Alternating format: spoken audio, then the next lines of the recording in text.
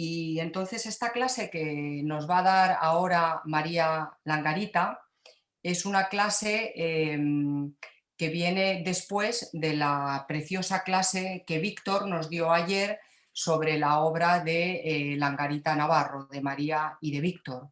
Hizo Nacho una presentación sobre vuestra obra, María, y sobre vuestra trayectoria profesional,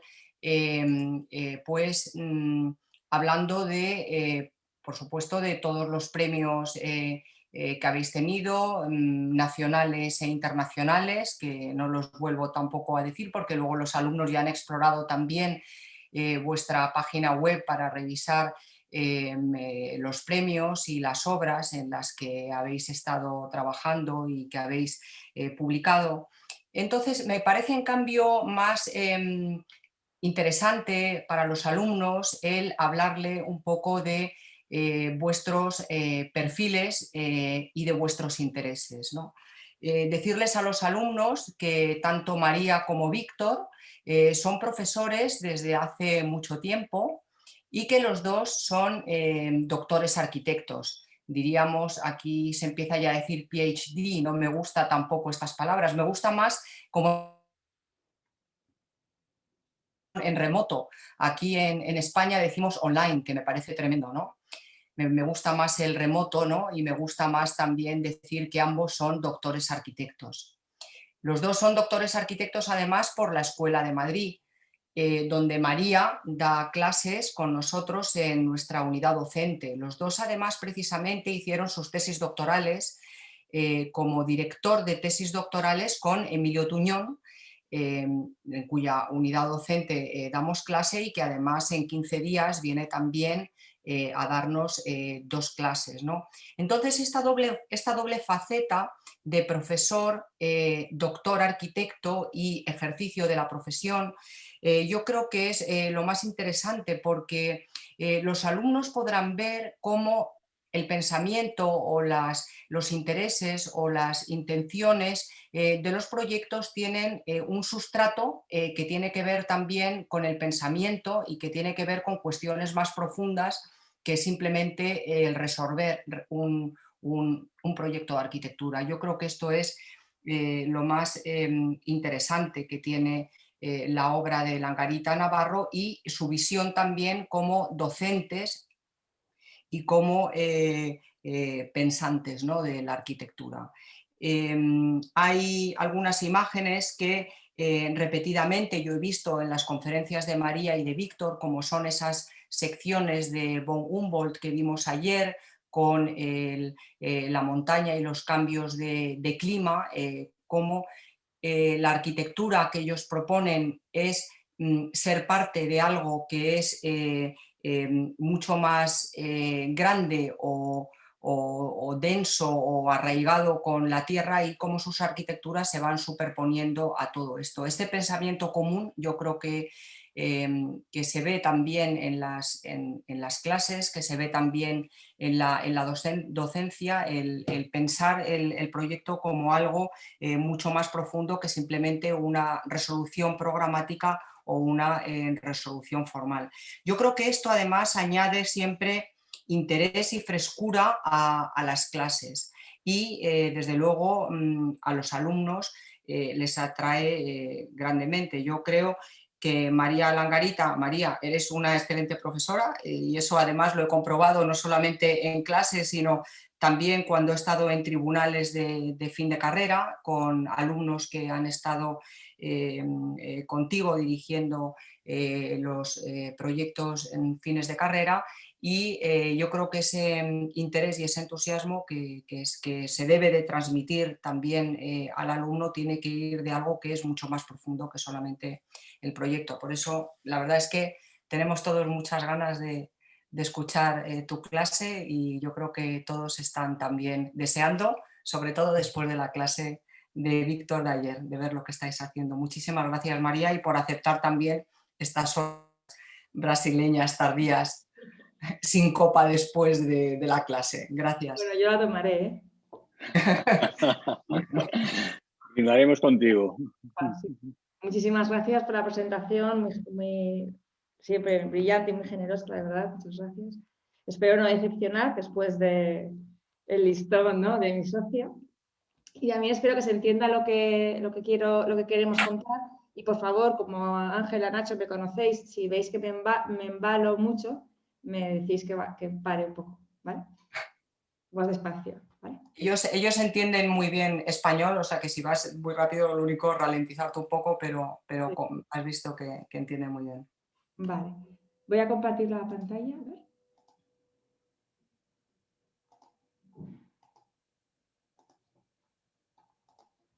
No, espera. Voy a compartir mejor la pantalla.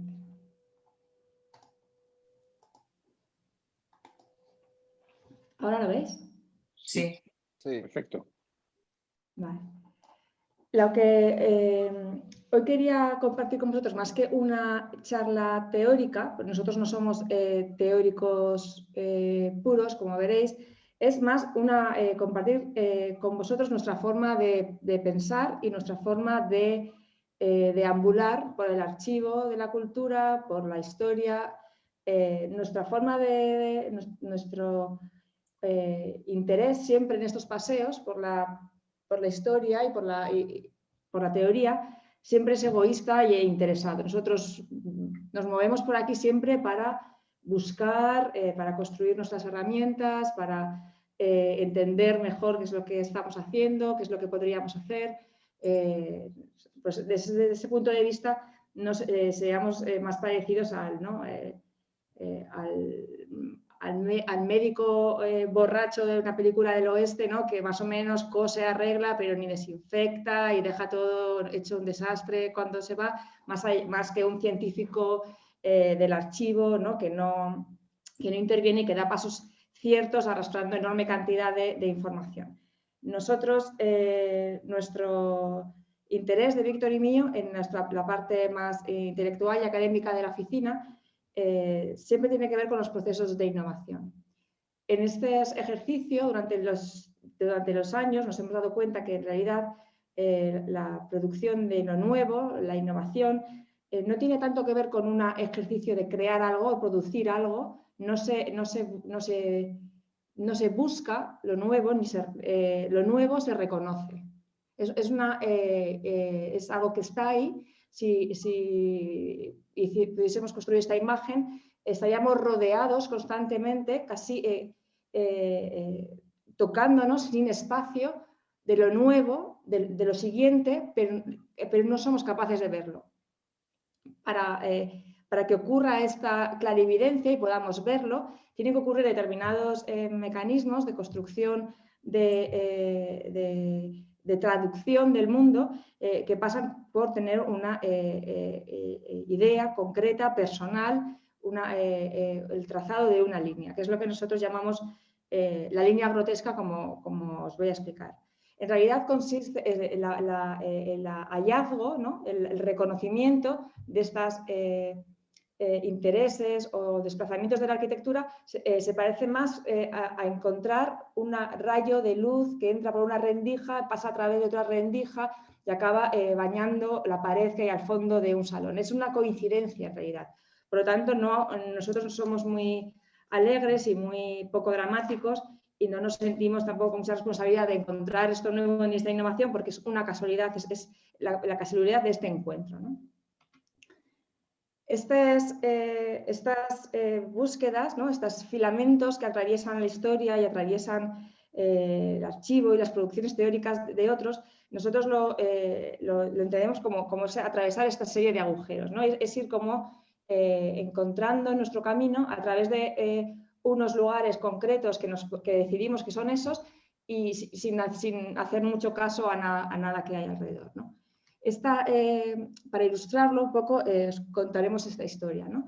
Es la historia de un grupo de jóvenes, de artistas súper modernos, ¿no?, los más modernos, que descubrieron, que les dijeron que si paseabas por encima del monte Opio en Roma, a finales ¿no?, este grupo de amigos a finales del siglo XV, había un agujero que si te metías por este agujero con unas cuerdas, unas linternas, acababas llegando a un lugar increíble, ¿no?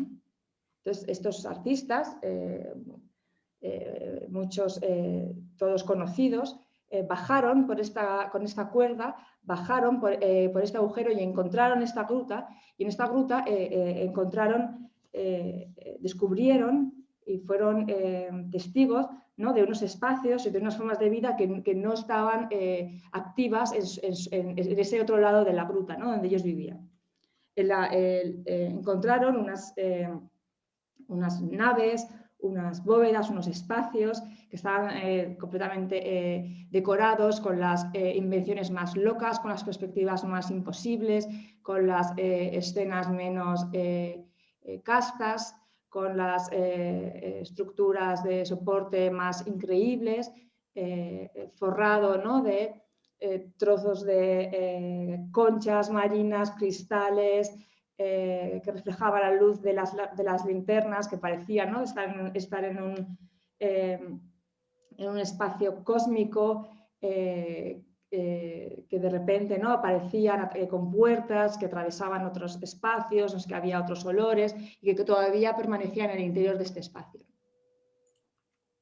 Este espacio que encontraron esos artistas, sabemos que estuvieron porque en muchos de estos frescos de estas paredes dejaron grafitis, escribieron, pues eran chavales, ¿no?, de 15, 16, 20 años, dejaron escritos, ¿no?, sus nombres, Leonardo da Vinci, Rafaelo,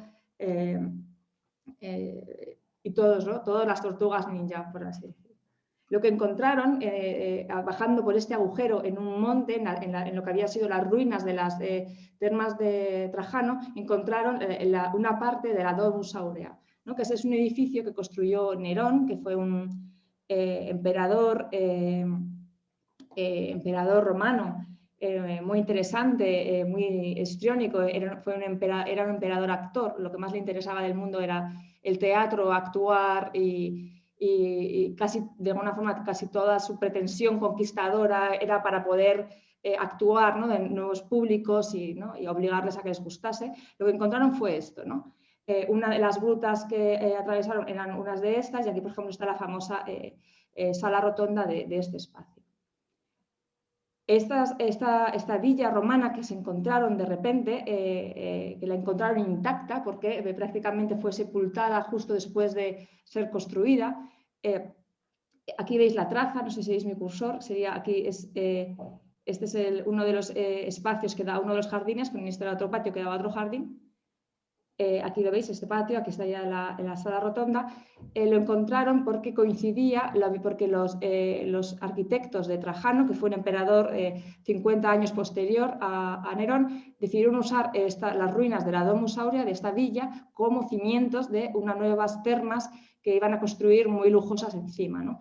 Lo usaron como cimiento para elevar la terma un poco y no tener que traer tierra, ¿no?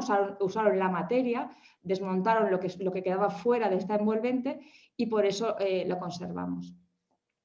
Esta sería una reconstrucción digital de estas termas de Trajano, un edificio muy lujoso que se podía llenar de agua, con muchas salas de conferencias, muchos lujos suntuosos, no solamente materiales sino programáticos. Tenía unas dimensiones enormes. Aquí veríais cómo está uno de esos patios cubierto de agua, ¿no? Nos imaginamos esta espacialidad, ¿no?, con este mármol de tasos y esta lámina de agua reflejando el cielo del sol, el cielo azul, ¿no?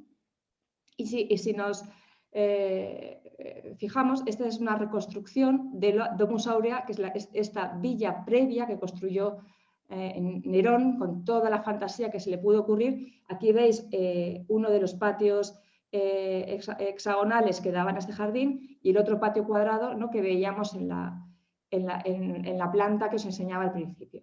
Si superpusiésemos las termas de Trajano a la Domus Aurea al revés, ¿no?, siempre lo hemos estudiado superpuesto en su orden cronológico. Primero Domus Aurea, encima termas de Trajano, hemos descubierto esta esquina y seguimos. El año pasado descubrimos una nueva cámara que se ha incorporado ahora al recorrido turístico de este espacio. Si superpusiésemos al revés, Trajano sobre Domus Aurea, tendría este tamaño, ¿no? Imaginaros. Tenemos la Domus Aurea, o sea, la instalación que se montó Nerón en 4 años, construyó esto en 4 años, con todo lujo y todas las fantasías. Mirad el tamaño de la escultura que coronaba, ¿no?, el atrio central de la recepción del recinto termal que había montado, y aquí sobre él vemos la traza de las termas de Trajano, que se han considerado siempre uno de los edificios termales más grandes del imperio, ¿no? Ha habido luego otras, Caracalla y tal, más grandes, pero este ya tenía un tamaño inmenso. Pero imaginaos, ¿no?, el contraste. Imaginaros lo que se encontraron, ¿no?, estos chavales cuando bajaron por este agujero y encontraron intacto en la parte, ¿no?, la intersección entre las dos termas. Aquí lo veis, a lo mejor en otra perspectiva más clara. Esto es lo que nosotros conservamos ahora. Estas son las ruinas de la sala octogonal de las termas, tal y como las tenemos, ¿no?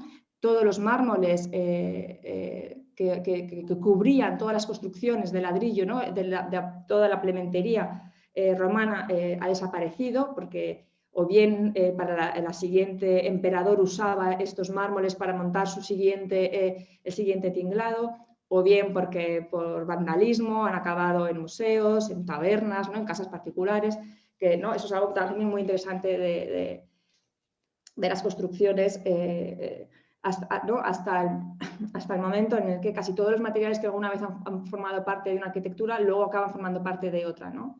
Esto es un ejemplo muy bonito en la mezquita de Córdoba, por ejemplo. Entonces, lo que estos artistas, este grupo de artistas se encontró un espacio en las máximas posibilidades, ¿no?, del disfrute y del espacio 1500 años después, y lo que trajeron, ¿no?, cuando volvieron con sus cuerdas otra vez a la superficie, trajeron todo un mundo nuevo que intervino y revolucionó y cambió todos los parámetros con los que se expresaba, ¿no?, plásticamente, arquitectónicamente, el Renacimiento. Es un pequeño agujero por el que se produjo un cambio completo de los paradigmas, ¿no?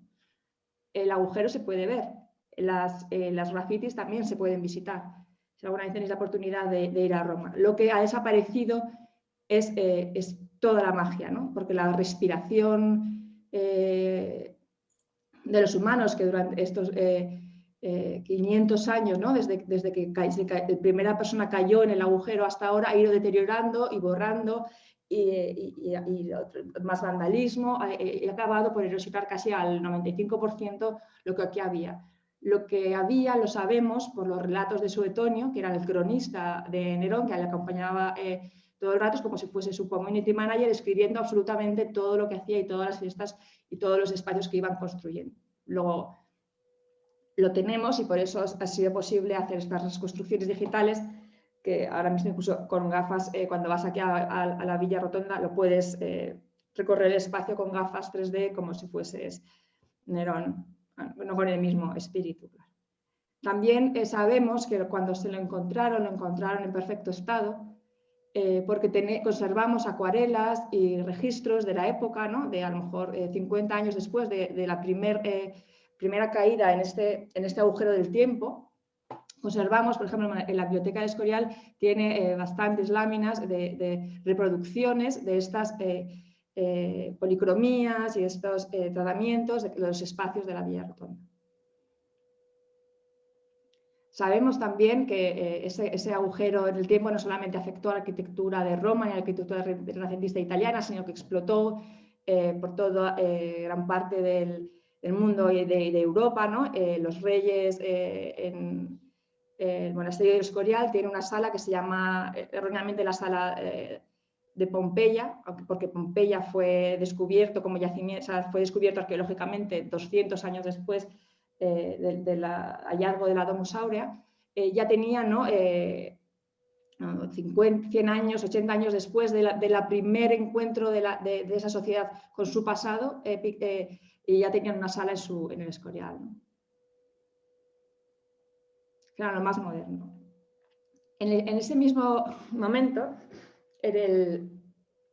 alrededor, 10 años más o menos, alrededor de este descubrimiento, de esta caída, de este encuentro, También se editó los textos completos que hasta ahora habían circulado, manuscritos y parcialmente reproducidos, pero nunca completos, el famoso códice, ¿no?, de los 10 libros de arquitectura de Vitruvio. Vitruvio era un arquitecto, un funcionario, arquitecto funcionario, que trabajaba para César Augusto, que fue otro emperador romano. Los emperadores romanos hay como de dos tipos. Unos que se dedican a ampliar, conquistar, hacer más grande, y otros se dedican a consolidar, divertir y un poco más, menos expansivos y más solidificadores, ¿no?, del imperio. César Augusto fue obviamente uno de los expansivos, ¿no? En su época, en sus años de imperio, que fue más un dictador, el imperio romano pasó de la zona amarilla a todas las demás zonas coloreadas de este mapa, ¿no? Para llegar a hacer esta expansión, ¿no?, del imperio a través de su cultura y sobre todo a través de su arquitectura, porque en el imperio romano, como se conseguían las medallas, los ascensos y los sueldos, era haciendo obras de ingeniería y arquitectura, ¿no? Cuanto más difíciles, más ascendías, ¿no?, en el rango. Lo que hizo fue un libro, un manual, solo conservamos el manual de Vitruvio, pero seguramente hubo otros muchos. Lo que es mágico es que solo conservamos uno, ¿no? Encargó este manual de cómo construir este imperio, cómo hacer las casas, cómo hacer las calles, cómo hacer las armas, dónde buscar el agua, cómo hacer los molinos, los templos, etc. Era un manual, un compendio que podía ser reproducido y que podía viajar, y con este manual los generales que iban avanzando en esas conquistas no tenían ninguna duda. Si tenían alguna duda, consultaban su manual y iban construyendo, ¿no?, esta cultura material romana alrededor del Mediterráneo. El Vitruvio, que es muy interesante de leer, y a nosotros lo que nos interesa mucho, a Víctor y a mí, es leer lo más cercano al original que podamos.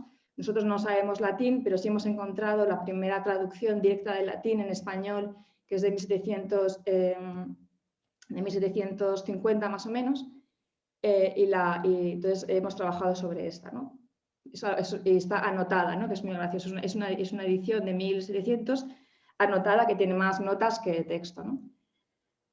Una de las cosas más potentes del Vitruvio es que está escrito no por un poeta, no por un artista, es un funcionario, es un señor, ¿no?, que le encargan: oye, Vitruvio, haz un manual resumido, sintético, más o menos, que lo tenga un poco todo, para que si alguien tiene alguna duda, pues lo consulte, ¿no? Entonces, el lenguaje es muy lacónico, es muy sencillo.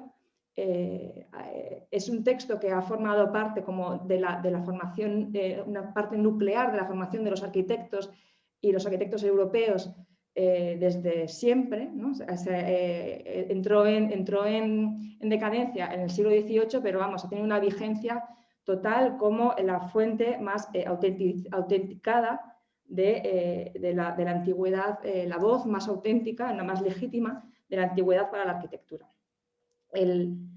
Es muy simpático el texto, y a mí me sorprendió cuando lo leí que tiene más espacio dedicado a cómo construir unas armas de una forma económica, con unas maderas, ¿no?, que aguanten más o menos, pues, los hongos, que si se pudren o si las vas a lavar o lo que sea, que a lo que luego, ¿no?, a las fírmitas venustas, ¿no?, de esos grandes dogmas, ¿no?, que se han solidificado en la arquitectura. Dedican mucho más espacio a todos los asuntos que tienen que ver con la termodinámica en la arquitectura, cómo se ventilan los espacios, donde la importancia de integrar a las bestias y a los animales en la arquitectura como una parte no solamente fundamental para el sustento, ¿no?, del alimento, sino para calentar las casas, para que las bestias estén felices y que los huevos estén más ricos, etc., ¿no? Es en sí mismo un manual entero de cómo ser un romano estándar, ¿no? Tiene también una parte muy interesante, que es la parte que dedique, es la parte crítica, por así decir. Ahí donde el Vitruvio se presenta como crítico. ¿No? Todas estas pinturas que hemos visto, que se descubrieron en la gruta, que por eso se llaman pintura, arte grutesco, porque se descubrió en estas grutas, contenían unas fantasías que se alejaban de lo que Vitruvio, a través, supongo, que de los mandatos de ese emperador, querían para el Imperio Romano, que fuese una representación de la naturaleza lo más fidedigna posible. De alguna forma, imagino que también para controlar un poco, cuando tienes que controlar esa enorme extensión que se ha de urbanizar, ¿no? en muy pocos años, no es tampoco a lo mejor que estés en contra, ¿no? de los desvaríos o de las fantasías, sino que es incontrolable, ¿no? Entonces, el Vitruvio realmente lo que dice es, vale, la arquitectura es la imitación de la naturaleza, pero vamos a imitar la naturaleza que vemos, ¿no? Pues si es un árbol, si es un acanto. Puedes poner una manzana, pero no puedes poner un caballo con cola de rata sujetando un frontón, porque pesa mucho, porque no lo puedes poner, ¿no? ¿Cómo sostendrá un candelero templitos, cornisones, frontispicios? ¿Cómo tallos tan sutiles y tiernos pueden sostener figuras sentadas, ¿no? Todas estas retóricas aplicadas, ¿no? De pintura aplicada sobre las paredes, ¿no? Es que aparecía un pequeño junco sujetando a un caballo que a su vez sujeta, ¿no? Un templo, ¿no? El fundamento de un templo más arriba, eso es lo que no se puede dar, ¿no?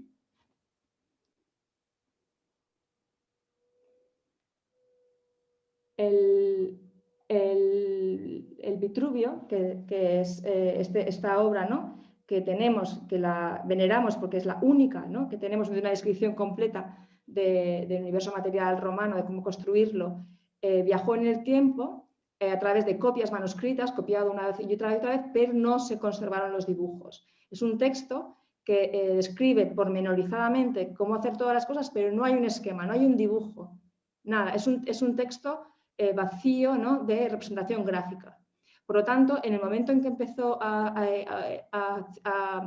el mismo año prácticamente que se editó la edición completa, ¿no? De los textos de Vitruvio, empezaron a proliferar enorme cantidad de publicaciones en las que artistas y arquitectos se dedicaban a ilustrar este texto. Algunos de forma explícita, o sea, cogían el texto y hacían los dibujos que parecía que podían llegar a faltar, y otros de una forma menos explícita o más apropiada, ¿no? Por ejemplo, el León Battista Alberti, otro arquitecto del siglo XV, lo asumió, y él hizo como un propio tratado a la manera de Vitruvio, limpiando, ¿no? Si ya el Vitruvio tenía muchas partes híbridas, ¿no? Entre lo que era explicación de lo que es un templo con sus órdenes, de dónde poner los caballos en una casa y de cómo hacer que el agua no se pudra cuando la almacenas, ¿no? Tenía esta cuestión híbrida. El de arquitectura de Alberti lo que hace es limpiar de todas esas porcañas y poner solamente, pues, la piedra limpia, y hace una edición, por así decirlo, de lo clásico y de la antigüedad romana, hace una edición despojada de toda bacteria, ¿no? Por así decirlo. Y crítico también con el Vitruvio, ¿no? Es el prefacio, ¿no? de la edición de arquitectura de Alberti. Considera que está haciendo un favor a la historia limpiando el Vitruvio de algunas de esas cosas que no son tan importantes y centrándonos en realmente lo importante que es la arquitectura que aquí describe. Otra de las personas que también ambos bajaron, ¿no? a la gruta, y de los cuales hay graffiti de sus firmas, ¿no? en las paredes, es Leonardo da Vinci. Leonardo da Vinci también ilustra el Vitruvio, también hace los dibujos que le faltan a este texto, pero no se centra tanto en los órdenes clásicos y en la construcción de los templos y de los edificios públicos como se centra Alberti, sino que se centra más en la parte de las máquinas, de cómo hacer las catapultas, las ballestas, y, por ejemplo, hace este dibujo, que es una vez que aparece en la descripción, ¿no? de la medida del hombre de Vitruvio, hace esta magnífica ilustración y dibujo que ha dado la vuelta al mundo, en este ejercicio constante y recurrente de muchísimos intelectuales del momento de dibujar los dibujos que faltaban. Otra persona que emprende esta acción titánica, ¿no? de revisar a través del Vitruvio la arquitectura, ¿no?, de la antigüedad es Andrea Palladio. Palladio lo hace de una forma un poco más libre, más comprensiva, menos radical que el Alberti, se permiten muchas más licencias, ¿no? Los 4 libros de arquitectura de Palladio tratan con mucho respeto el Vitruvio en su integridad y rescatan para este tipo de tratados algunos aspectos, ¿no?, de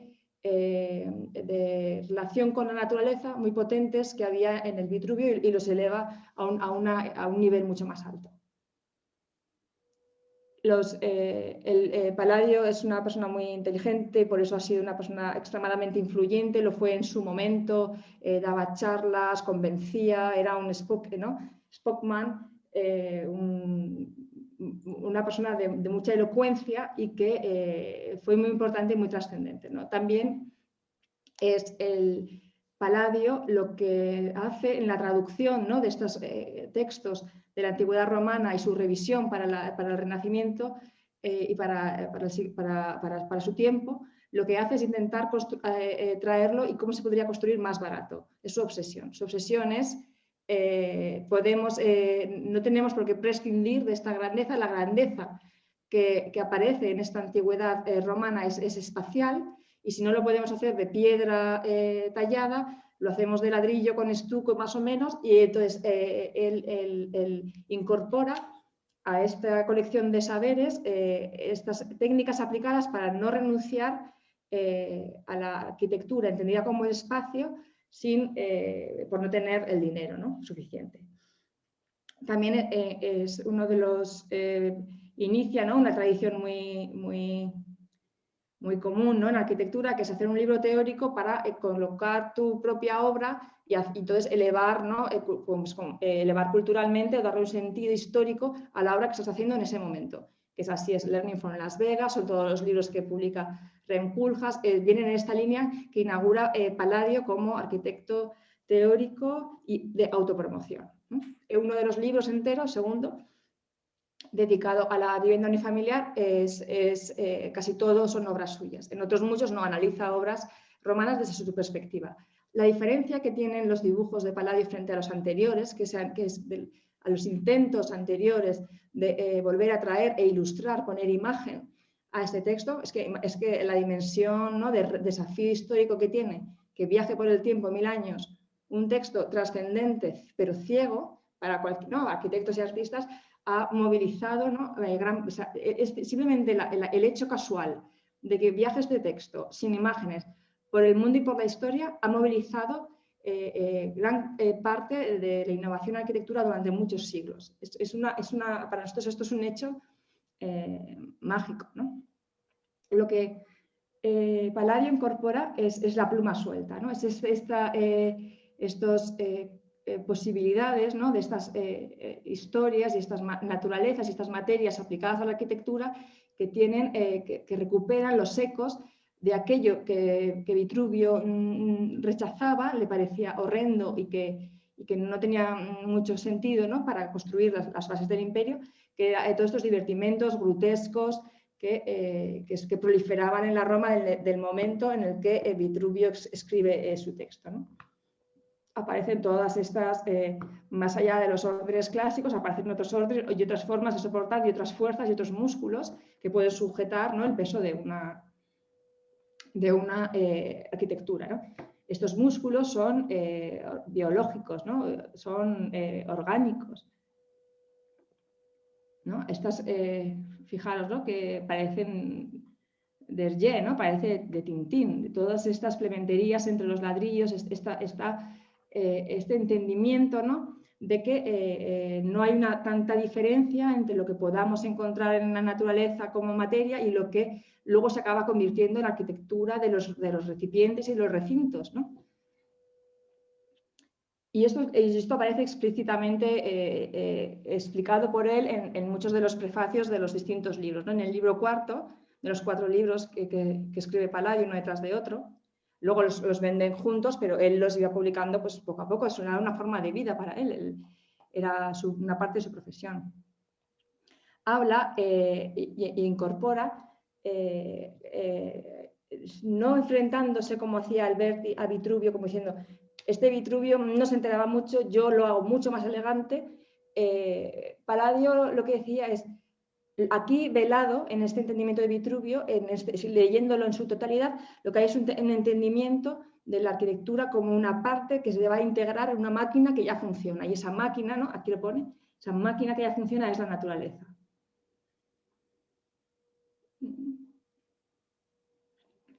Todos los prefacios de los 4 libros son maravillosos y en todos se nota, ¿no? que el Palladio pertenece a una línea de evolución de pensamiento que arranca también, ¿no? Desde Grecia, Roma, puede estar en Plutarco, ¿no? De un entendimiento más molecular, más biológico, en el que no hay tanta diferencia entre los objetos, las personas, lo vegetal, lo mineral, sino que todo forma de una forma parte de un conjunto que funciona armónicamente más allá de las regiones o de las delimitaciones de los países o de otros tipos de gobierno que tienen más que ver con lo social y lo político. Es un gobierno del sistema ecosistémico. Esa palabra, por supuesto, no existía en este momento, pero forma parte de esta misma cuerda que zigzaguea por la historia y que va uniendo algunas sensibilidades de algunos pensadores, ¿no? Ayer os comentaba Víctor, ¿no? Todas estas imágenes de Humboldt que para nosotros son tan importantes, que es la primera vez que se dibuja el mundo en sección, dando a entender que no hay tanta diferencia entre un país y otro como la hay entre el sotomonte, ¿no? y la parte alta de una cordillera. Esta idea, ¿no? del conjunto funcionando como un sistema ya está enunciada en el Palladio. Y si una vez hallado esto, lo vuelves a leer, descubres que sutilmente la relación del hombre con la arquitectura para ser integrada en una naturaleza, el Palladio es muy distinta a la de otros textos canónicos de la arquitectura. Otras personas, ¿no? que se podrían ir enganchando en esta especie de pincho moruno líquido que estamos montando, ¿no? Sería Giovanni Battista Piranesi, otro arquitecto que ganó una beca siglo XVIII para ir a Roma, y entonces llega a Roma y lo primero que hace es dibujar, ¿no? Piranesi realmente ganó mucho más dinero con sus dibujos, sus guías de viaje y sus láminas que con cualquier otra actividad que desarrolló. La forma que tuvo Piranesi de captar las ruinas, ¿no? De Roma es una forma muy, muy particular, muy personal, en la que no estaba representado el pasado estable, sin ningún tipo de erosión que representaba Alberti, como si aquí no hubiese pasado nada, y lo que tenía que ser arquitectura es lo que en este dibujo estoy representando, y es la perfección geométrica. Tampoco está representando la ruina como nosotros la conservamos ahora, el ladrillo pelado, limpio, ¿no? estabilizado cuando vas a visitar las ruinas de algún monumento, sino que está representando el futuro, una ruina descrita en un futuro, ¿no? en el que ha habido una asociación de toda la vegetación, de las pequeñas semillas, sedimento que se va incrustando en cada uno de estos rincones y que hace que se convierta otra vez estos ladrillos con esas argamasas en soporte, esta vez de una cobertura vegetal, de lo que fue soporte previamente de estas coberturas de mármol, de piedra y de conchas y de cositas, ¿no?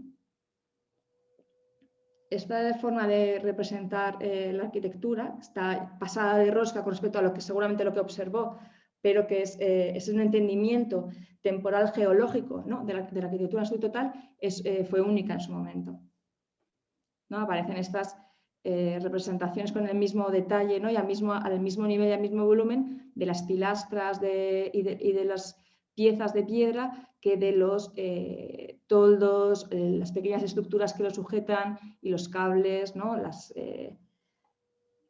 las vegetaciones, las personas, todo.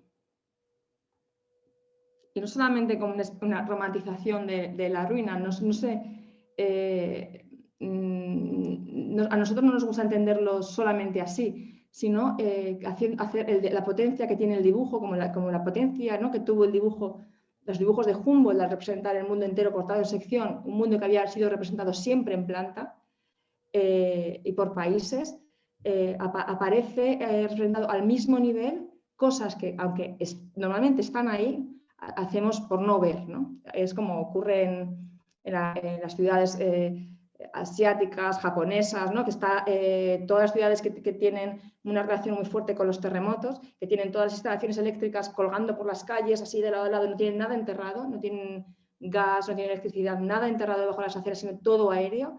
Y cuando visitas la ciudad, de alguna forma, a las horas acabas por no verlo, ¿no? Solo ves los edificios bonitos o interesantes que has ido a ver y eso desaparece, ¿no?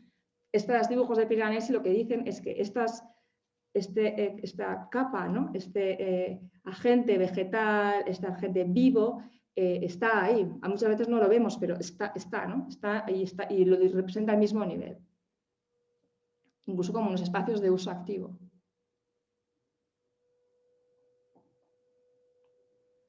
Esto es algo que la arquitectura que viaja a través de la materia es como una especie de arquitectura resto, mutilada. La arquitectura también viaja a través de los dibujos y sobre todo a través de los textos asociados con los dibujos, ¿no? La interpretación de un dibujo es en sí mismo es el proyecto.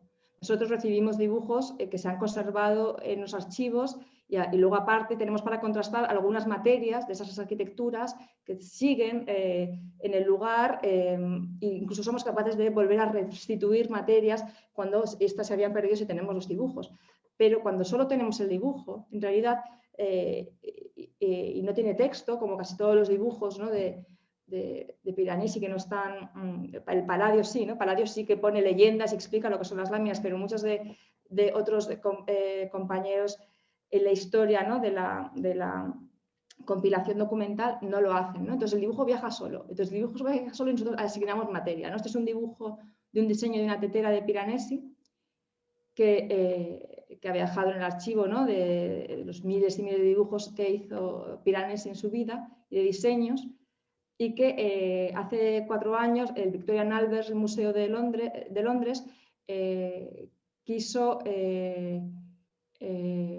reproducir, hacer realidad muchos de estos diseños de Piranesi que nunca habían sido realidad, que nunca se habían visto, ¿no? Querían construirlos para que se pudiesen tocar y se pudiese analizar en términos y evaluar en términos de diseño todos estos proyectos, ¿no? Entonces hicieron así, encargaron a varios sitios de producción de obras de arte la construcción de estos diseños y que la construcción de este dibujo sea directamente esto, a Víctor y a mí nos hizo pensar muchísimo, ¿no? Pensar muchísimo en el dibujo, en el contenido de información que tiene el dibujo y también de qué aquellas cosas, ¿no?, que aplicamos, las aplicamos de forma automática, acrítica y de forma directa, ¿no? Por eso siempre estamos intentando ir a las fuentes para chequear que aquello que creemos, en lo que pensamos, es vigente, es actualizado y siempre, ¿no?, como limpiando y ventilando la habitación. En este caso concreto era, ¿por qué este dibujo tiene que ser esto? ¿Por qué no puede ser esto? Porque la información gráfica que contiene el dibujo no lo niega tampoco, ¿no? ¿Por qué no podría ser? ¿Por qué no creer que Piranesi estaba proyectando una tetera que realmente se podía mover, ¿no?, por la mesa sobre una tortuga, por ejemplo? Otro de este ensartado de personajes de la historia que quedó fascinado en la antigüedad, esta vez no a través de Vitruvio de forma directa, sino a través de Palladio, fue Jean-Jacques Leclerc, uno de los arquitectos de la época de la Ilustración, de la época del Rococó, que también pobre como Palladio y Piranesi, viajó a Roma desde Francia por primera vez, invitado por un conde que le invitó para por entretenimiento, ¿no? En este viaje, Lequé nos encontró de forma directa con las ruinas y con la antigüedad conservada, ¿no? en Roma, y le impactó, pero lo que le impactó realmente es encontrarse con los 4 libros de Palladio, leerlos y asociarse, ¿no? De una especie de encontrar una hermandad, un colega en el tiempo que realmente había expresado lo que él estaba pensando. Estas condiciones, ¿no? De las máquinas, del mundo, de esta idea de Palladio también, en el que hay unas normas, unos dogmas, hay unas reglas de arquitectura que tiene que seguir, pero si las saltas y te acaba quedando algo bello, pues estás disculpado, no pasa nada, ¿no? Esta ligereza es en la que, imaginaros, ¿no? Lequé, un estudiante pobre, becado en la escuela, ¿no? En Rouen y luego en París, estudiando como estudiáis vosotros, diciendo, pues mis profesores son un rollo, los libros que tengo que leer es que están desactualizados, no puedo aprender arquitectura con estos libros. Cuando un arquitecto joven en formación de repente descubre un libro ¿no? que le entiende, se vuelve loco, ¿no? Los diseños de Lequé, que no construyó muchos, llevan a un sitio límite esta ambigüedad entre lo que es construido con materias que permanecen en el tiempo y aquellas que se disuelven, ¿no? En los dibujos, proyectos de Lequé, ya no solamente estamos hablando de piedra y vegetación, ¿no? como parecían conservados en los dibujos de Piranesi, es que está el humo, está el vapor de agua, forman parte del espacio, ¿no? Este espacio, la experiencia de este espacio está construida, por ejemplo, pues con este humo pegado a la pared.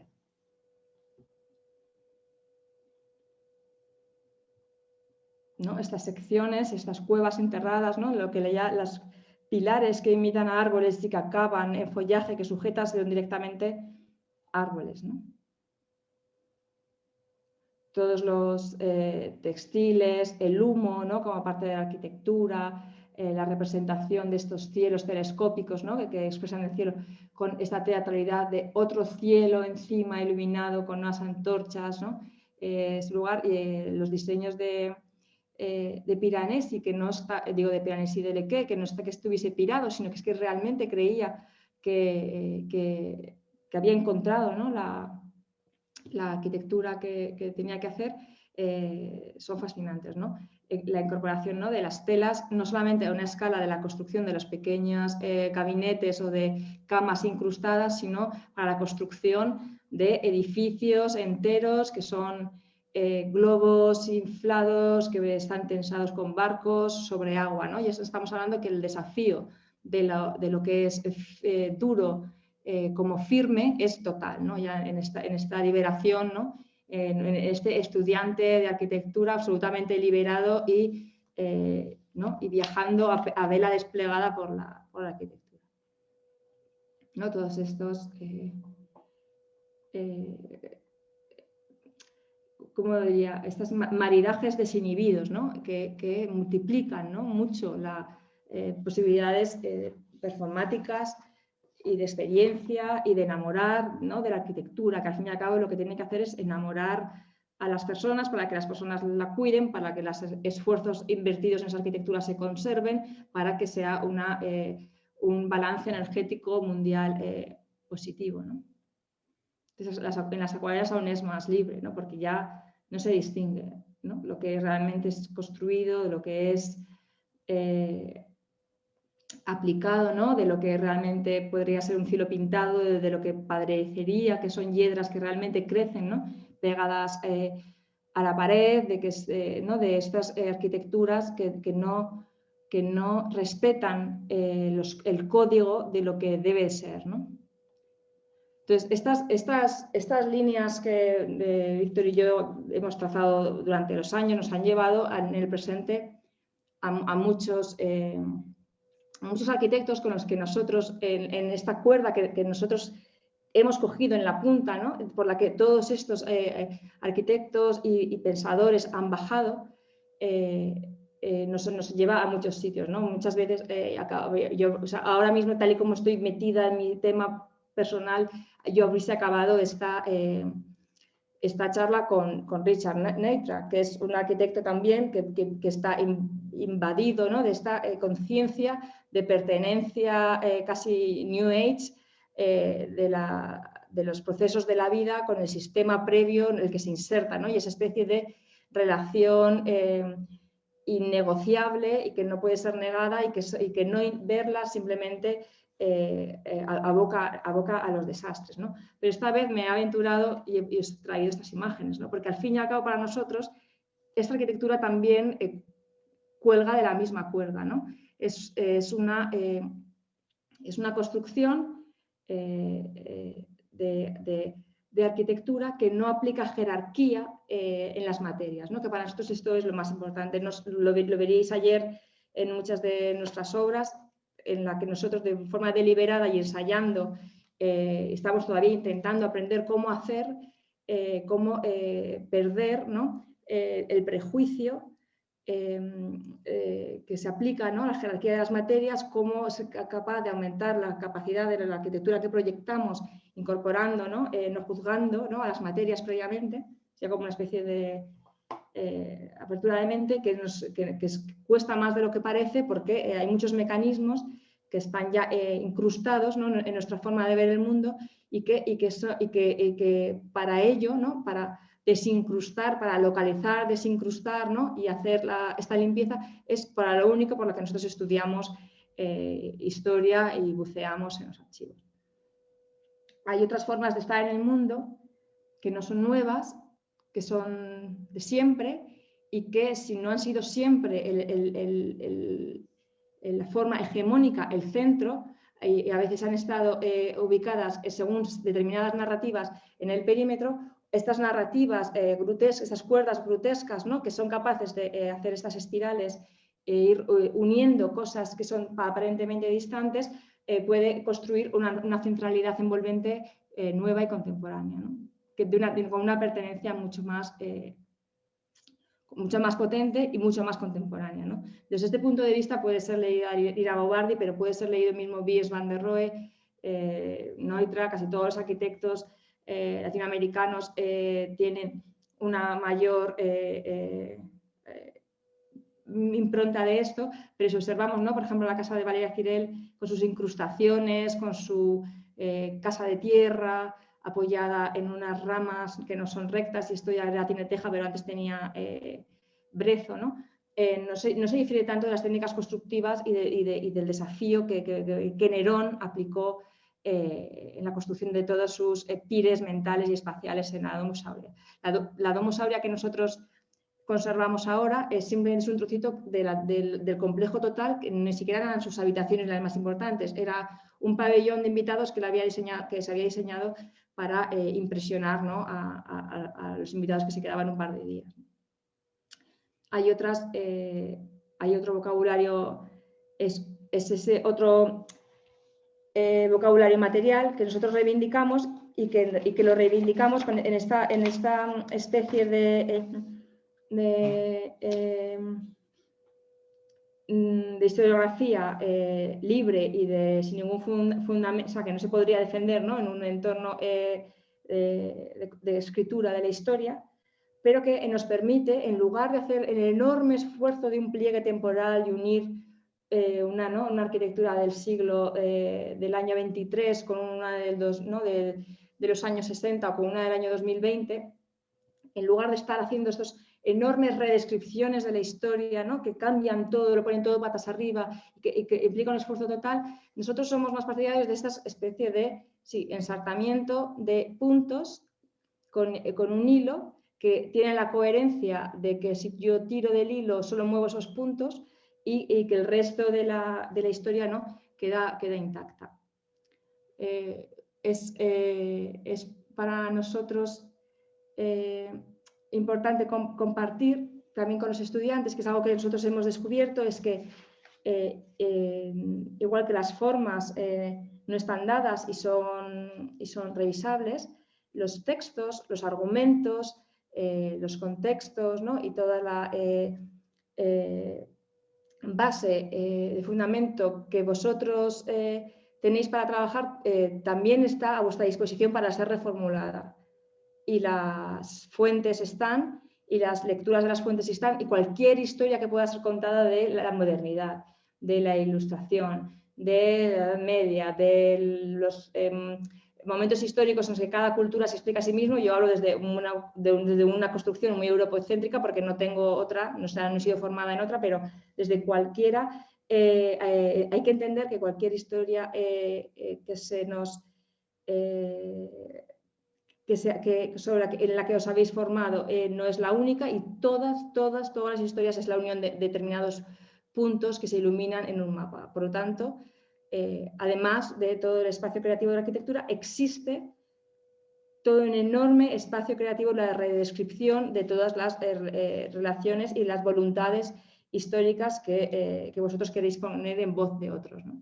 Entonces, en ese sentido, es muy refrescante pensar que los arquitectos podemos investigar, y los arquitectos podemos investigar, ser académicos, asumiendo la técnica libre, ¿no?, de la escritura de los artistas y no la de los científicos, ¿no? Y eso para nosotros ha sido importantísimo. Y no sé, ya no tengo más. Muy bien, María, pues... Gracias, María. Fantástico. Muchísimas gracias, María. A ver, a mí me gustaría primero comentar, decir lo que más me ha gustado de la clase, porque, bueno, claro, cuando comienzas con el tema de Roma, a nosotros, pues claro, nos es muy próximo, a Nacho y a mí. Nos es próximo pues porque hemos hecho un museo con una villa romana, porque hemos hecho un proyecto para los foros imperiales de Roma, con lo cual pues nos conocemos bien los foros. Todavía no hemos visitado la Domus Aurea, pero estamos deseando también visitarla. Es decir, todos estos temas romanos nos resultan como muy próximo. Pero a mí lo que más me gusta es la manera que tienes de desmitificar la historia y también desmitificar a los personajes de la historia, ¿no? El presentarnos a Palladio como una persona que es cierto, claro, que se autopromocionaba, ¿no?, que era una especie de Koolhaas de su época, que en el fondo pues el desmitificar a las personas de la historia hace también que nos sean más próximas las obras y que nos sean más útiles, que yo creo que en definitiva es de lo que se trata. De lo que se trata también es de utilizar ese enorme potencial que tiene la historia, no como algo viejuno. Viejuno es una palabra que se emplea ahora un poco en español, es como algo como viejo, como antiguo, ¿no?, que es como siempre esa percepción de la historia, sino el pensar que realmente la historia, ya lo habíamos comentado cuando la clase de José María, pues es una mina para la arquitectura, ¿no?, y para la arquitectura que nosotros hacemos ahora. Desmitificando también a esas personas, que son personas pues, que eran personas que pues, uno era más autista y más ensimismado, que otro en cambio era más divulgador y charachero y convencía a los compañeros, y que en definitiva eran arquitectos que planteaban arquitecturas, pero arquitectos como sumamente próximos a nosotros, ¿no? Yo de este tema de la proximidad de la historia, bueno, nosotros lo hemos tenido siempre bastante presente, pues porque nos ha tocado trabajar con arqueología y con restos arqueológicos, y siempre hemos procurado nos ha gustado esa proximidad con la historia. Pero la proximidad con las personas que hicieron la historia y con los arquitectos, yo es algo en lo que he estado pensando también bastante durante esta pandemia, porque hay un programa que no sé si lo conoces, que ha surgido ahora hace poco, que con una fotografía antigua pues de un artista, pues una fotografía antigua pues de Picasso, de Goya o de Palladio, con una, bueno, Palladio no tenía fotografías, pues con alguien que tuviera una fotografía del siglo XVIII, es un programa informático que hace que esa fotografía se mueva y parezca en realidad que es una persona, y es algo increíble. Cuando yo he visto personas que yo no he conocido, el caso por ejemplo de Manuel de Falla, el músico, ¿no? que una persona que yo no he conocido pero que he visto muchas fotografías, y de repente ver que se mueve me hace pensar en todas las personas que estamos en una pantalla, que en realidad somos como hologramas, ¿no? Porque ahora mismo no somos reales ninguno, ¿no? Ahora mismo, Álvaro, no podemos hacer ni tocarnos, ¿no? Y entonces, convertir a estas personas de la historia, si tuviéramos una fotografía de Vitruvio o de Palladio y que nos explican el cómo hacen la arquitectura y nos explican cuáles son los intereses, pues yo creo que hace que su obra sea mucho más útil también para nosotros ahora, esa proximidad a la persona, ¿no? Bueno, entonces a mí en ese sentido me gusta de la clase de María que desmitifica estas personas y pone las obras verdaderamente a nuestro servicio con la utilidad que tienen, que realmente tienen una utilidad grande para el proyecto de arquitectura, que es una visión completamente diferente de la del historiador, que el historiador lo que hace es dar fechas, dar obras, dar libros, pero en realidad no va al fondo de la cuestión, a la cuestión que a nosotros nos interesa, ¿no? Que es el proyecto, ¿no? Porque es lo primero que ha comentado María, que ellos en realidad pues son arquitectos, y por ser arquitectos les ha llevado a pensar en todas estas cuestiones que les pueden ser útiles para el proyecto de arquitectura, ¿no? Bueno, a mí me ha gustado mucho esta clase, sobre todo la parte romana me ha gustado muchísimo. Gracias, Bueno, Ángela. Y Ángela, creo Sí. que fue increíble la inversión, ¿no? Tener ayer la clase de los trabajos y hoy esta clase, porque quedó mucho más impactante para los dos, yo creo. Sería lindo también la inversión como teníamos planeado antes, pero me parece que quedó hasta más claro, ¿no? La investigación cuando hace una conversación derecha con el trabajo de los dos, ¿no? De las obras, de todo lo que hay de investigación con la vegetación, con la ambigüedad, con lo que es duro, lo que es permanente, lo que es ligero, y eso, de percibir eso en la obra de los canónicos, ¿no? Eso es tan lindo, me pareció muy linda la inversión, entonces creo que fue aún mejor. E, Angela, vosotros conhecem este livro de Adolfo Bioy Casares, que se llama La Invención de Morel? sí, sí, sí, por eso. Yo no. ¿No? La ¿Conoce, invención María? Álvaro, la invención de La invención de Morel. Morel, Morel. que tu estavas falando desta holografia da história, porque é lindo este cuento, é livro, em realidade, que é a história de fugitivo que acaba em sua fuga, termina em uma isla e aí começa a conviver com pessoas, mas ao final não eram pessoas, sino hologramas, eram projeções da memória de uma vida. E este tipo se queda enamorado de uma chica, mas a chica não existia. É incrível. Eu vou enviar para vosotros. Ya me lo he apuntado. Sí, increíble. Ana nos ha puesto en el chat, nos ha puesto la página web. Ah, bueno. Sí, yo es que Bioy Casares, ¿no? Bioy Casares, é contemporâneo de Borges, en Buenos Aires, amigo. Amigo también. Sí, es que yo creo también que con esto de la pandemia y del remoto, es que me gusta más el remoto que el online, yo creo que nos podemos empezar a hacer amigos del pasado. A lo mejor nos podemos hacer amigos de Palladio, que era un Koolhaas, ¿no? Que se vendía a sí mismo, ¿no? Sí. Porque encima además... Bueno, Koolhaas es un Palladio. total. Sí, Y sí, absolutamente. Tiene esa visión integrada, ¿no? O sea, cualquier cosa pequeña está siempre conectado como con todo. Una visión de sí mismo como conectado con la historia en vivo, ¿no? Vivo y conectado con la historia. Es que no a todo el mundo le pasa. Le Corbusier también, María. También. Ok. Corbusier también.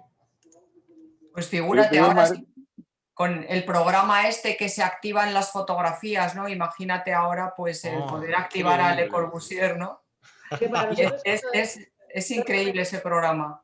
eso que has comentado, Ángela, para nosotros es fundamental y es algo que Víctor y yo hacemos con muchísimo esfuerzo, es leernos, no nos gustan las biografías, nos gustan las autobiografías, las cartas, sí, ¿no? Los prefacios escritos por el autor, si es Vitruvio, Palladio, Rem Koolhaas, porque para hacer ese esfuerzo enorme de humanizar a la figura histórica.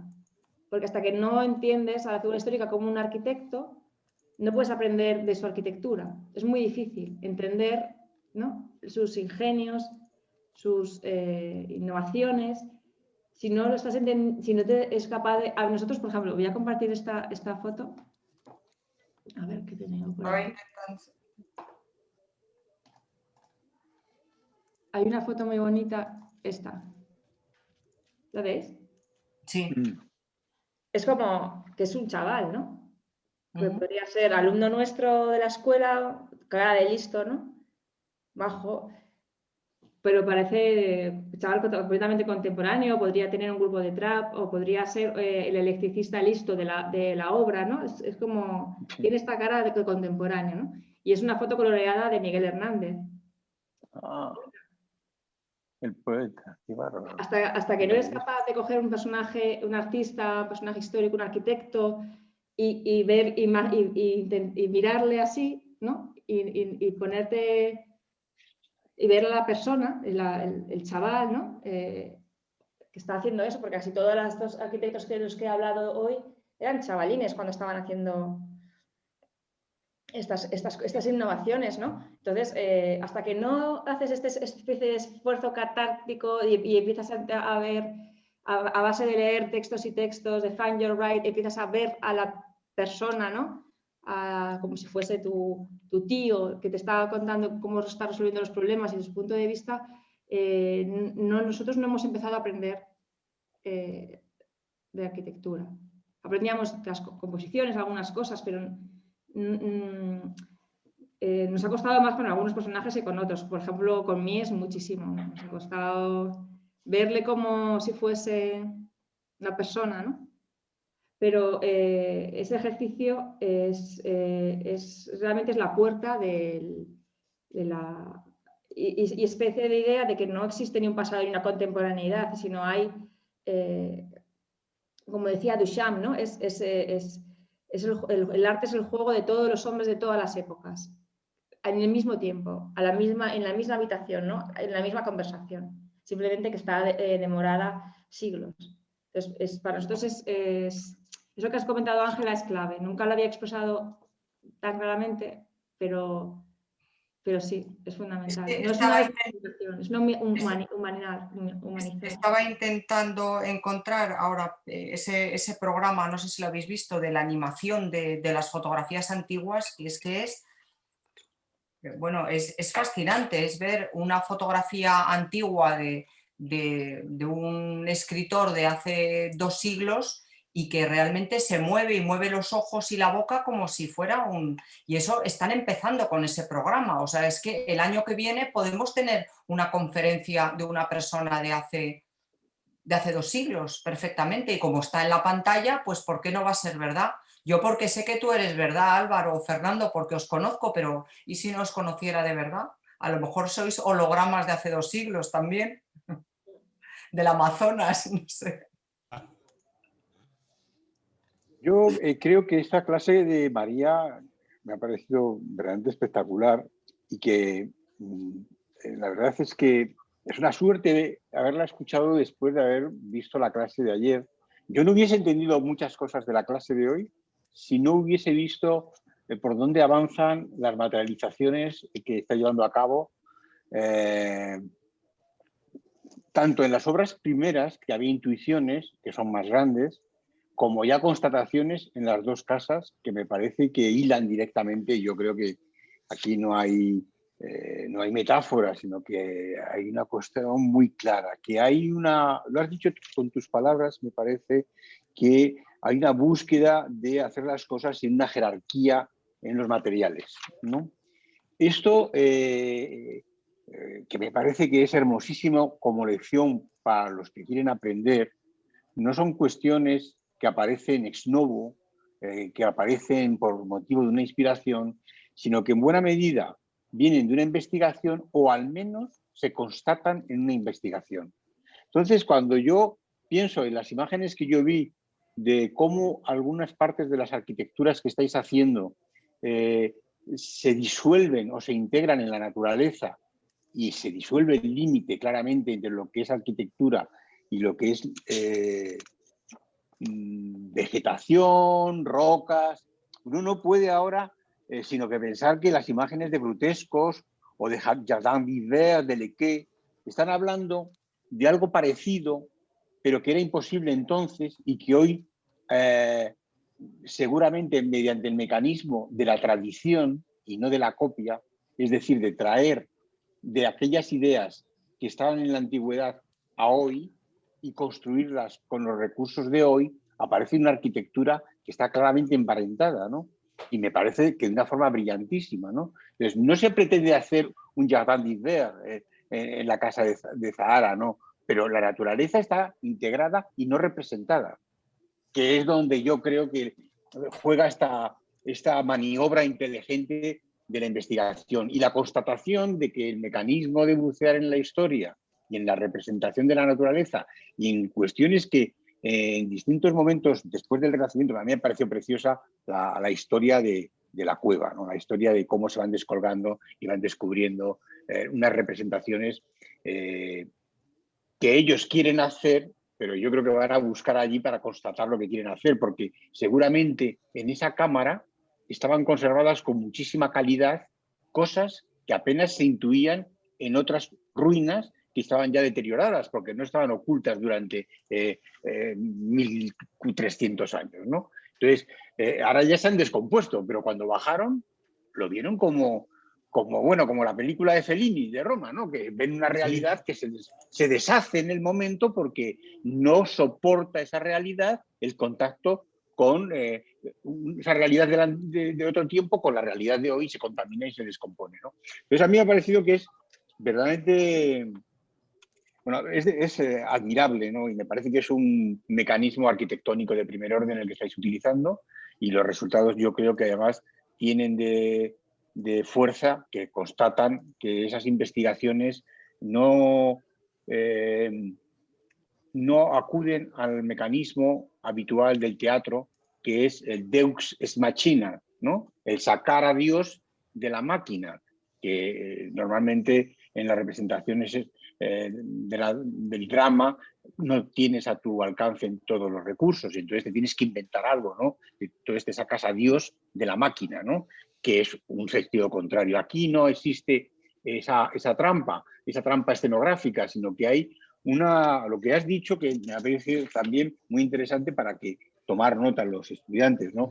Que las herramientas de investigación del arquitecto no tienen que ser unas herramientas científicas, son unas herramientas de la imaginación y del tiempo, ¿no? Y que en realidad esa línea continua que has mencionado antes y que se recorre todo y que hace común las cosas, yo creo que es el buen entendimiento de lo que es la tradición, ¿no? El traer las cosas que han estado en la mente de las personas durante siglos, pero que en cada momento toman cuerpo de una manera distinta en función de la técnica o en función de los recursos que uno tiene, ¿no?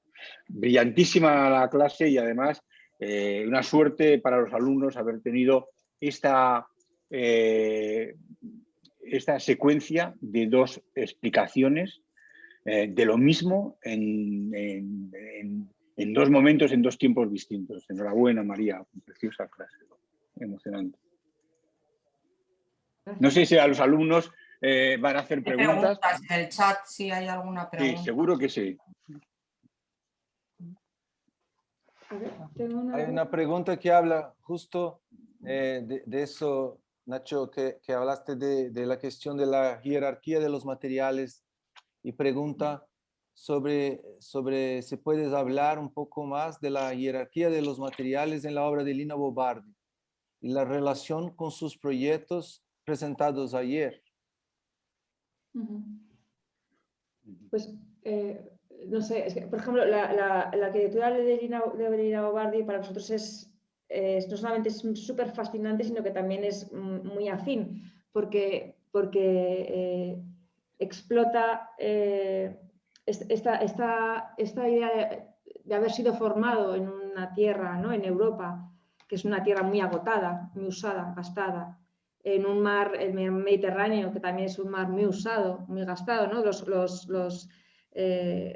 Algunos antropólogos japoneses, ¿no? Dicen que el Mediterráneo es un mar que está muerto, porque si tú dejas una piedra dentro del mar y al día siguiente dejas otra, eres incapaz de saber cuál has dejado antes o después, ¿no? Cuando en un mar mucho más biológicamente mucho más activo, como puede ser el mar que rodea Japón, tú dejas una piedra hoy dentro del mar y al día siguiente esa piedra ya está verde, ¿no? Y la otra que has puesto está blanca porque la acabas de poner, ¿no? Y eso en el Mediterráneo no pasa. Entonces, cuando de repente vas con una formación y unas ganas de hacer algo y de repente esa arquitectura se intersecta con una potencia en la naturaleza, no solamente pasa en América del Sur, nosotros también nos pasa incluso en Estados Unidos, mucho más brutal, mucho más bestial, pues de repente se libera de algunas corsés y unas fajas que llevaba y lo explota, ¿no? Los proyectos de Lina Bo Bardi solamente es una inmersión total de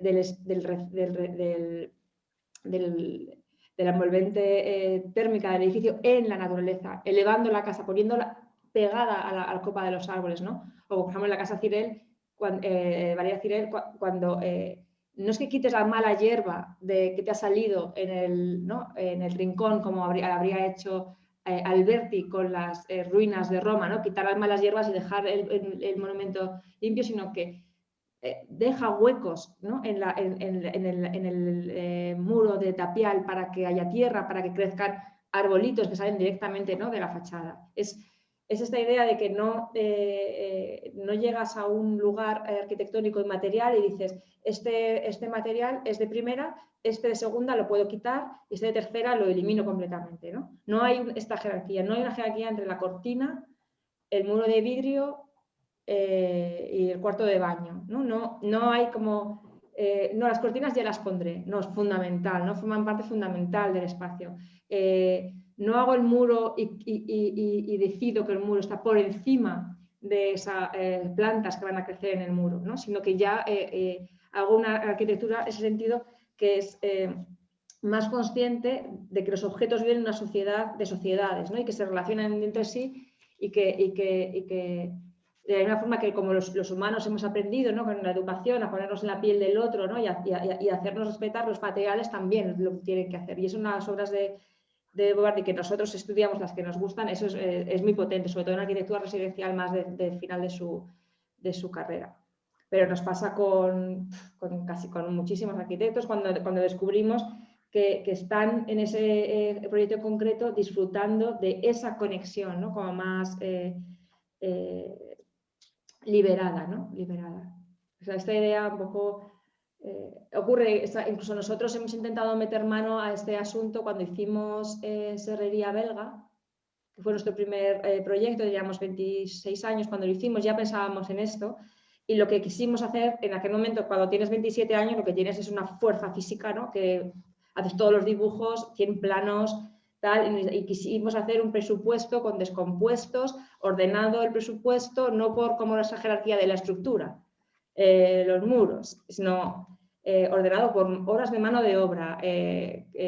¿No? Proyectábamos, elegíamos los materiales o entre dos materiales en el presupuesto en función de cuántas más horas de mano de obra frente a otro. Entonces elegíamos la madera frente al aluminio, porque cuando en el Presto, que es en el programa que usábamos para hacer los presupuestos, aparecía ¿no? esas mediciones entonces, esa especie de jerarquía impuesta de qué es lo más importante, lo primero que hay que pensar, ¿no? En la arquitectura, la estructura, y luego vas aplicando capas, es la que nosotros de una forma u otra intentamos desafiar. Y desafiar en la cantidad de materiales de segundo orden que ponemos en relación con el primero, por ejemplo, en Serrería Belga con toda la estructura textil, que es la mitad del edificio, ¿no? O en otras arquitecturas que están todas hechas como de pellejo, ¿no? De balloon frame, de unas maderas, el propio Red Bull Music Academy es un edificio todo pellejo, todo de materiales de segunda, es que no existe nada de lo que se podría considerar, no hay ni un pilar, ¿no? O sea, no hay una zapata, no hay nada como de los primeros de la clase. Entonces, para nosotros eso nos ha liberado mucho y nos ha ayudado a investigar mucho cualquier proyecto. Aunque en ese sentido de reventar las jerarquías del material, que nosotros no lo dominamos, si es que estamos empezando a entender cómo se puede llegar a hacer, nos ha ayudado mucho a convertir proyectos que podrían ser un aburrimiento, una reforma de oficina y poner sillas y mesas y cortinas en una oficina, en convertirlo en un proyecto interesante. No sé si he contestado. Yo creo que sí. También están preguntando, María, también por tu tesis doctoral, porque Lucas Souza dice: buenas tardes, María. Increíble tu presentación. Por favor, ¿dónde puedo encontrar tu pesquisa de máster y doctorado? Me encantó el tema. Debe de ser, Lucas, yo creo que estás preguntando por la tesis doctoral de María, ¿no? No oye. Bueno, están Yo creo que sí, yo creo que sí. Lucas, pode hablar. ¿Dónde o Lucas? Ah, está ahí o Lucas. Están todas las tesis doctorales de la UPM están Disponibles. en internet, sí, todas. Ah, qué bueno. Ah, ¿tú tienes el link, Ángela? No, después Lo buscamos. Sí, lo buscamos, sí.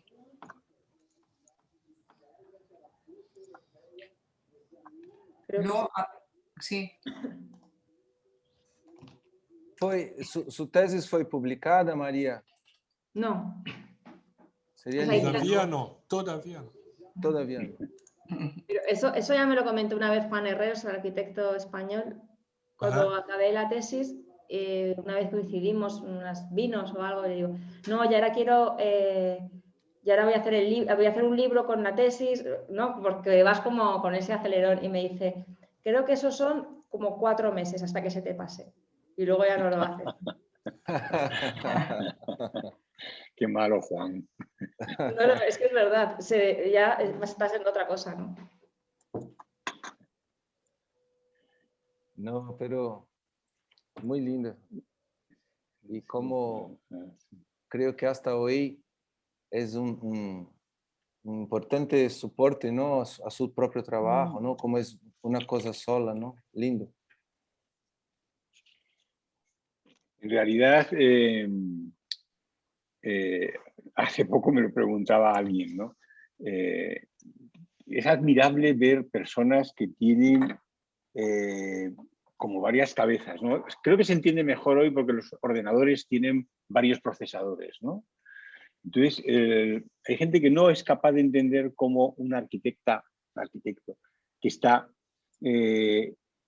ocupándose de una obra, una estructura en marcha, discutiendo con un encargado, un acabado de una cara de hormigón que no está de acuerdo, que lo tienes que cambiar, que eso se ve, ¿no? Eso se ve en las fotos. Los que tenemos experiencia sabemos cuando el arquitecto se está pegando con quien está ejecutando materialmente las cosas, que son personas que tienen, digamos, una lectura de la materialidad muy distinta y el proyecto, y eso impone un ritmo y una disciplina mental tan alejada y tan distinta de la persona que está haciendo una investigación como la que has referido, ¿no? Y que, bueno, esta es una de tus investigaciones, pero que siempre hay esa vocación de indagar en las cosas, en la parte abstracta de las ideas, en la parte que permanece y que evidentemente son como pertenecen a otro procesador, ¿no? O sea, hay un procesador que está ocupado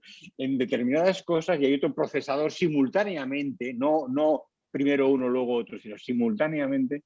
Y yo creo que eso se ve en las fotografías de las casas en obra, de las casas o de los edificios acabados, y la forma de plantear la investigación de una forma novedosa y no histórica, sino arquitectónica, como has dicho, o imaginativa, de intentar leer las cosas, realmente es sorprendente manejar con tanto dominio esos dos palos, ¿no? Esos dos palos tan distintos, ¿no? Y la verdad es que vuestro trabajo lo agradece mucho, ¿eh? Nacho, posso te convidar para hablar a mesma coisa em uma reunião de diretoria da escola?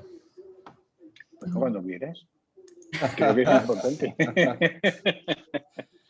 Tú cuenta conmigo para todo, Álvaro, ya lo sabes. Te llamo y ahí tú repite exactamente esto. Es difícil, Te ¿verdad? daré muy agradecido, muy agradecido. Nacho, ten cuidado porque te van a llamar a las 2 de la mañana, ya verás. No. Hacemos las Vale, reuniones sí. por la mañana acá, que es la siesta Vale, ahí. vale, se acaban en el bar Balsao. Ah, sí, ahí sí, es mejor. Hay que Olha, hace más de año que no voy a Bar Balcão. Oh, qué pena, qué sitio más estupendo, ¿verdad? Ese también es otro lugar de investigación de arquitectura. Sí. Ahí tenemos que organizar cuando pase todo con María y Víctor. Claro, tenemos que ir a Brasil. Claro. María, a ver la casa de vidrio de Lina. Por supuesto. Será un placer, María, tenerlos acá. Sí, para nosotros vamos. La verdad es que Brasil tiene también esta cuestión que ayer decías tú, Álvaro, ¿no? Que en realidad vosotros miráis con mucha admiración la arquitectura que se produce por aquí, pero nosotros cuando miramos o pensamos en Brasil, miramos con una suerte de admiración arquitectónica de unas mentes potentísimas que han desarrollado durante 100 años una arquitectura poderosa, brillante, que la seguimos mirando todos los días. Por esa capacidad que tiene mucho que ver con cuestiones que ha hablado hoy María. Yo recuerdo que una de las veces que estuvimos en Sao Paulo, Ángela, ¿te acuerdas? Fue cuando por primera vez el MASPI volvía a tener la exposición tal como la había diseñado, ¿no? Sí. Que había estado muchos años todo ese espacio subdividido y fraccionado, y de repente se había decidido volver a la exposición tal como la había planteado Lina Bo Bardi, un único espacio, direccional por la posición de los cuadros, y aquello me pareció... seguramente un museólogo, un museógrafo no estaría muy de acuerdo, pero la experiencia que se tiene allí es una experiencia única, es una experiencia espacial única, no es repetible, no se trata de hacer un modelo para hacer todos los museos así, sino que es lo mismo que ocurre debajo del MASPI. Lo que ocurre debajo, ese mercado que hay todas las semanas, ese mercadillo de puestos pequeños que tienen ese contraste de escala con el gran voladizo del MASPI arriba y abajo las casitas pequeñitas de tela, ¿no? Es lo que ocurre, son otras jerarquías muy distintas a las que son convencionales de la materia. Es decir, ¿cómo puedes poner casitas de lona debajo de un voladizo de hormigón de 80 metros, ¿no? O sea, en realidad produce unas emociones espaciales verdaderamente sorprendentes. Y yo creo que en la arquitectura brasileña permanentemente hay siempre una atención de la mirada de Europa, ¿no? Siempre con una admiración y una sorpresa, incluso esto que comentábamos recientemente, hemos visto arquitectos muy jóvenes que están haciendo cosas muy interesantes ahora mismo, ¿no? Y verdaderamente el amor a la arquitectura que uno ve en Sao Paulo es espectacular, ¿no? Es emocionante. Gracias, Nacho. Y es muy lindo eso que de la exposición de Lina en MASPI, porque yo creo que de alguna manera, María, un poco con esta forma, esta manera de hacer la exposición del MASPI, ha hecho un poco también una mirada para la historia que mete todo junto, un poco como hiciste hoy, ¿no? Hay un lindo discurso que sea común también en eso, de mirar sin la mitificación, ¿no? Las piezas históricas como haciendo una conversación contemporánea. Y eso me pareció muy, muy lindo también. Muy bien, la verdad es que ha sido una jornada, una jornada doble verdaderamente digna de ser recordada. María, muchas gracias. Muchísimas Gracias, María. María. No, a vosotros, muchas gracias por los comentarios, por invitarme.